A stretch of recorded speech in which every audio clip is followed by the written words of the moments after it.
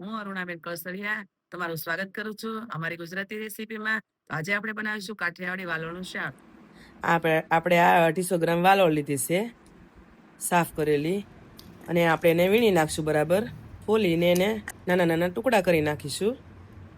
સરસ ટુકડા થઈ જાય એટલે એને આપણે વઘાર કરવાનો છે. તો આપણે એને હવે 2 પાવડા તેલ મૂક્યું છે અને આપણે લસણની કળી નાખી છે અંદર ટુકડા કરીને વઘાર કરવા માટે. લસણથી વઘારી તો સરસ લાગે આ શાક. પછી આપણે અંદર વાલોળી એડ કરી દઈશું. વાલોળી એડ થઈ જાય બધી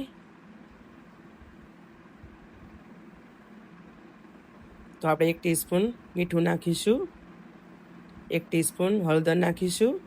બરાબર મિક્સ કરી લેવાનું છે. એને આપણે ધીમે તાપે આપણે એને ચડવા દેવાનું છે, ઢાંકી દેવાનું છે. આપણે 7 થી 8 લસણ કળી ખાંડી નાખવાની છે. પછી બધી લસણની કળી ખંડાઈ જાય એટલે અંદર થોડુંક લાલ મરચું એડ કરી દેવાનું છે.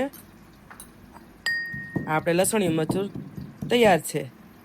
શાક આપણે હવે શેક કરી લેવાનું છે. તો જોઈ લીધું છે આપણે. આ હજી થોડુંક ચડવા દેવાનું છે. ચડી જાય એટલે આપણે અંદર થોડુંક લસણિયું મરચું એડ કરી દેવાનું છે. બરાબર મિક્સ કરી નાખવાનું છે. ધીમે તાપે એને ચડવા દેવાનું છે. ટીપું પાણી નાખવાનું છે અંદર. પાણી નાખીને બરાબર મિક્સ કરી નાખવાનું છે. મિક્સ થઈ જાય એટલે હવે આપણે એને ઢાંકી દેવાનું છે. 2 મિનિટ માટે ઢાંકી લઈએ એટલે આપણે બરાબર જોઈ લેવાનું છે.